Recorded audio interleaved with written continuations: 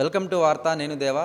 BRS ఉప ఎన్నికలకు సంబంధించి ప్రచారం చాలా వాడివేడిగా సాగుతుందనే చెప్పాలి. రేపటి నుంచి BRS party working president KTR కూడా వరుసగా రోడ్డు షోలు అయితే నిర్వహించారు. ప్రస్తుతం బీఆర్ఎస్కి సంబంధించి జూబ్లీహిల్స్లో ఎటువంటి ప్రచారం సాగుతుంది, ప్రజల నుంచి స్పందన ఏ విధంగా ఉంది అనే విషయంపై మనతో పాటు మాట్లాడటానికి బీఆర్ఎస్ సీనియర్ నాయకుడు, అలాగే బీఆర్ఎస్ మాజీ కార్పొరేషన్ చైర్మన్ కిషోర్ గౌడ్ గారు ఉన్నారు. చెప్పండి సార్, ఒకవైపు నుంచి నవీన్ యాదవ్ తరపున మంత్రులు ప్రచారం చేస్తున్నారు, మీ వైపు నుంచి ఎటువంటి ప్రచారం జరుగుతుంది, ప్రజల నుంచి స్పందన ఏ విధంగా ఉంది? ఇప్పుడు ఎన్నికలు అన్నప్పుడు అన్ని పార్టీలకు సంబంధించిన నాయకులు ప్రచారం చేస్తారు. ఈరోజు జూబ్లీహిల్స్ ఎన్నికల ప్రచారం మొదలుపెట్టినప్పటి నుండి కూడా ప్రజలు స్వచ్ఛందంగా ముందుకొచ్చి మళ్ళీ కేసీఆర్ గారి నాయకత్వమే కావాలి, కారు గుర్తుతోనే న్యాయం జరుగుతుంది, ఈ మోసపోయితే ఏ విధంగానైతే గోసపడుతున్నామో రాష్ట్ర ప్రజలంతా కూడా ఇబ్బంది పడుతున్నారు. అయినప్పటికీ కూడా జూబ్లీహిల్స్లో అంత పెద్ద ప్రపంచం వచ్చినప్పుడు కూడా 2023 జనరల్ ఎలక్షన్లప్పుడు బీఆర్ఎస్ పార్టీకే వాళ్ళు పట్టం కట్టడం జరిగింది. అనివార్య కారణాల వల్ల ఎలక్షన్ రావడం వల్ల తప్పకుండా మళ్ళా కూడా ఆ మాగంటి గోపీనాథ్ కుటుంబానికి అండగా ఉంటాం, వారి భార్యకు పార్టీ గుర్తించి టికెట్ ఇవ్వడం, కాబట్టి తప్పకుండా మళ్ళీ బీఆర్ఎస్ పార్టీకే ఓటేస్తామని ప్రజలందరూ కూడా అంటారు. ఎందుకంటే ఈ కాంగ్రెస్ ప్రభుత్వం 2 సంవత్సరాల కాలంలో ఎన్నో హామీలు ఇచ్చింది, ఎన్నో హామీలు ఇచ్చి ఏ ఒక్క హామీని కూడా నెరవేర్చకుండా 6 గ్యారెంటీలు 420 హామీల పేరు మీద ఒక్క లేదు. కాబట్టి ప్రతి ఒక్క వర్గం ఈరోజు అసంతృప్తితోనే ఉన్నారు. ఈ జూబ్లీహిల్స్ బై ఎలక్షన్ల ద్వారా ఈ రేవంత్ రెడ్డి సర్కార్కు బుద్ధి చెప్పాలన్న నిర్ణయంతో ప్రజలందరూ ఉన్నట్టు మాకు ఆడ కనిపిస్తుంది.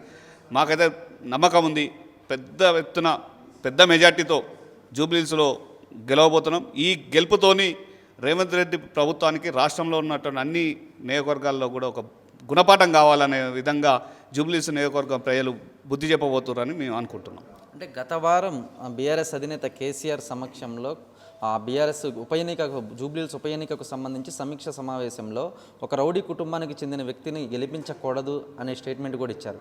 కానీ నవీన్ యాదవ్ అయితేనేమి, వాళ్ళ ఫాదర్ చిన్న శ్రీశైలం యాదవ్ అయితేనేమి, నేను కేసీఆర్తో ఉన్నప్పుడు నేను రౌడీననే విషయం మర్చిపోయారా, ఇప్పుడు మాత్రం నన్ను రౌడీ అని పదే పదే చెప్తున్నారు, అప్పుడు లేని రౌడీ ఇప్పుడు ఎక్కడి నుంచి వచ్చాడని చెప్తున్నారు. అంటే రౌడీ అనేది కేసీఆర్ గారు అనుడో ఇంకోరు అనుడు కాదు కదా, ఆడ ప్రభుత్వంలో పోలీస్ స్టేషన్లో దాంట్లోనే రికార్డ్ అయ్యి ఉంది. ఇప్పుడు మొన్న ఎలక్షన్ కమిషన్ రూల్ ప్రకారం బైండ్ ఓవర్ చేసిరు, మరి ఎందుకోసం చేసిరు? నవీన్ యాదవ్ వాళ్ళ తండ్రిని.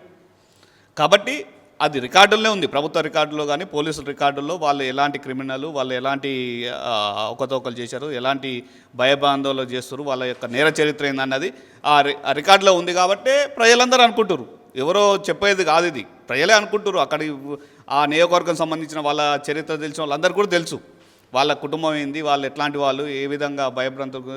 కాబట్టి దాని గురించి మనం స్పెసిఫిక్గా చెప్పని అవసరం లేదు, ప్రజలకు అందరికీ తెలుసు వాళ్ళ నేర చరిత్ర ఏంది, వారేంది, వాళ్ళ కుటుంబం ఏంది, వాళ్ళ యొక్క పద్ధతి ఏందనేది తెలుసు. కాబట్టి దాని గురించి ఎక్కువ చర్చించవలసిన అవసరం లేదు, ప్రజలకు తెలుసు అని తెలుపుతున్నాం. అంటే నవీన్ యాదవ్ నామినేషన్ ర్యాలీ చూడగానే అటువైపు కేటీఆర్కి అయితేనేమి, బీఆర్ఎస్ నాయకులకు అయితేనేమి దడ పుట్టిందని చామల కిరణ్ కుమార్ రెడ్డి ఆరోపిస్తున్నారు. ఇక అది చాలా హాస్యాస్పదము.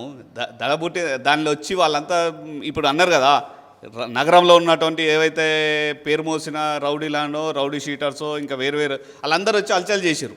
దాన్ని చూసి నియోజకవర్గ ప్రజలకే భయం కలిగింది.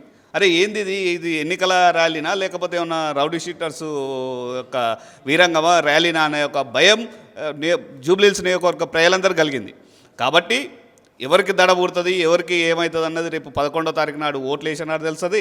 రేపు 14వ తారీఖు రిజల్ట్ రోజు కూడా చామల కిరణ్ కుమార్ రెడ్డికి దడ పుడుతుందా, రేవంత్ రెడ్డికి దడ పుడుతుందా, ఎవరికి దడ పుడుతుందా అన్నది 14 నాడు ఓటర్లు తెలుస్తుంది. అంటే నవీన్ యాదవ్ గెలుపు ఆల్మోస్ట్ ఖరారు అయిపోయింది. కాకపోతే ఇప్పుడు మేము ప్రచారం చేసేదంతా భారీ మెజారిటీ కోసమేనైతే మాత్రం కాంగ్రెస్ మంత్రులు చెప్తున్నారు. ఇప్పుడు గెలుపుకు కన్ఫామ్ అయిపోతాయి ఇవన్నీ ఎందుకు మళ్ళీ ఇప్పుడు కొత్తగా ఇప్పుడు ఏదో అజారుద్దీన్ ముస్లిం ఓట్లను కాజేయడానికి కోసం అజారుద్దీన్కు ఇలా మంత్రి పదవి అని ఒకటి చేస్తారు. తర్వాత ఎన్నడూ కూడా ఇంత పెద్ద ఎత్తున ముఖ్యమంత్రి వారం రోజుల షెడ్యూల్ ఒక నియోజకవర్గంలో ఉప ఎన్నికల కోసం వారం రోజుల షెడ్యూల్ ప్రచారం చేసినాక లేదు. రాష్ట్ర మంత్రివర్గం అంతా వచ్చి జూబ్లీహిల్స్ నియోజకవర్గంలో ఒకవైపు వరదలు తుఫాను వచ్చి కొట్టుకుపోయి ప్రాణ నష్టం ఆస్తి నష్టం జరుగుతుంటే కనీసం అక్కడికి పోయి పరామర్శించడానికి కుదురుతలేదు. కానీ రాష్ట్ర మంత్రివర్గం అంతా వచ్చి జూబ్లీహిల్స్ మరి గెలుపు ఖరారైనప్పుడు పోయి మీరు మీ యొక్క అడ్మినిస్ట్రేషన్ దాంట్లో ఉండరు, అది పాలన దాంట్లో ఉండండి, మరి ఇక్కడ ఎందుకు ఇదంతా? కాబట్టి వాళ్ళకి 100% భయం ఉంది, కంపల్సరీ ఓడిపోతాము, చేస్తామనే ఒక భయం ఉంది కాబట్టి ఇవన్నీ ఎత్తులేస్తారు. ఈరోజు ముస్లిం ఓట్లను రాబట్టడం కోసం అజారుద్దీన్కి మంత్రి పదవి ఇస్తామని ఒక ఎరా, ఆయన ఫస్ట్ ఎమ్మెల్సీనే కాదు, అట్లాంటి ఆయనకు మంత్రి పదవి ఇస్తానని ఒక ఎర్ర చూపి వాళ్ళకి ఆశ పెట్టి మళ్ళొకసారి మోసం చేసే విధంగా ఈరోజు చేస్తారు. కాబట్టి వాళ్ళకి 100% తెలుసు కాంగ్రెస్ పార్టీ తప్పకుండా ఓడిపోతుంది అన్నది తెలిసి ఇవన్నీ జిమ్మిక్కులు వేస్తూ ఈ మాటలతోని పబ్బం గడుపుకునే ప్రయత్నం చేస్తుంది. అంటే బీజేపీ అభ్యర్థి లంకల దీపక్ రెడ్డి తరపున మాత్రం కేంద్ర మంత్రులు కిషన్ రెడ్డి అయితేనేమి, బండి సంజయ్ అయితేనేమి వరుసగా అటువైపు రాష్ట్ర ప్రెసిడెంట్ రామచంద్రరావు అయితేనేమి ఉదయము సాయంత్రము మధ్యాహ్నము 3 పూట్ల కూడా ప్రచారం హోరెత్తిస్తున్నారు. దీన్ని ఎట్లా చూడొచ్చు? అసలు బీజేపీ పార్టీ అసలు ఆడ లైన్లో ఉన్నది, బీజేపీ క్యాండిడేట్ ఒక ఆయన ఉన్నాడన్న విషయమే ప్రజలకు జూబ్లీస్ ప్రజలు మర్చిపోయారు. కిషన్ రెడ్డి వాళ్ళే చేతులు ఎత్తేసారు ఇది కాదు అని చెప్పి, పరోక్షంగా కాంగ్రెస్ పార్టీకి మద్దతు ఇచ్చే విధంగా, కాంగ్రెస్ పార్టీకి అభ్యర్థికి మద్దతు ఇచ్చే విధంగా చేస్తారు అన్నది ప్రజలందరూ. కాబట్టి ఈ ఓన్లీ ప్రత్యామ్నాయం మళ్ళీ అభివృద్ధి జరగాలి, రాష్ట్రం తెలంగాణ రాష్ట్రం బాగుపడాలి, జూబ్లీస్ నియోజకవర్గ ప్రజలకు ఏమన్నా న్యాయం కావాలి అంటే కేవలం బీఆర్ఎస్ పార్టీతో మాత్రమే సాధ్యమనే విధంగా జూబ్లీస్ నియోజకవర్గ ప్రజలు ఆల్రెడీ సిద్ధమైనట్టు, మానసికంగా వాళ్ళు ఫిక్స్ అయినట్టు మాకు ఉంది సమాచారం. తప్పకుండా బీఆర్ఎస్ పార్టీ మాత్రమే ప్రజలకు రక్షణ, వీరు కొట్లాడితే మాత్రమే కావాల్సినవి వస్తాయి అన్నది ఒకటి వచ్చింది. కాబట్టి తప్పకుండా ప్రజలందరూ కూడా బీఆర్ఎస్ పార్టీకే ఓటేస్తారు. ఈ 2 పార్టీలను చూసిరు, కేంద్రంలో ఉన్న బీజేపీ పార్టీని చూసిరు, రాష్ట్రంలో అధికారంలో ఉన్న కాంగ్రెస్ పార్టీని చూసిరు.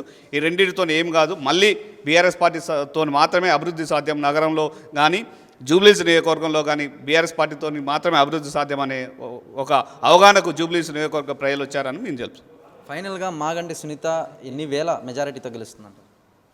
అంటే ఇంత అని మేము చెప్పలేం, కానీ తప్పకుండా అంచనాలకు మించి మేము అనుకున్న దానికన్నా ఎక్కువ మెజార్టీతోని మాగంటి సునీత గారు రేపు 14వ తారీఖు నాడు కంపల్సరీ గెలవబోతుందని మాత్రం మేము చెప్పగలుగుతాం. రైట్, చూశారు కదా, జూబ్లీహిల్స్ ఉప ఎన్నికలకు సంబంధించి బీఆర్ఎస్ అభ్యర్థి మాగంటి సునీత అత్యధిక మెజారిటీతో గెలిచి తీరుతుందని మాత్రం మాజీ కార్పొరేషన్ చైర్మన్ కిషోర్ గౌడ్ చెప్పుకొచ్చారు. కానీ మన కార్తీక్తో దేవా వార్త, హైదరాబాద్.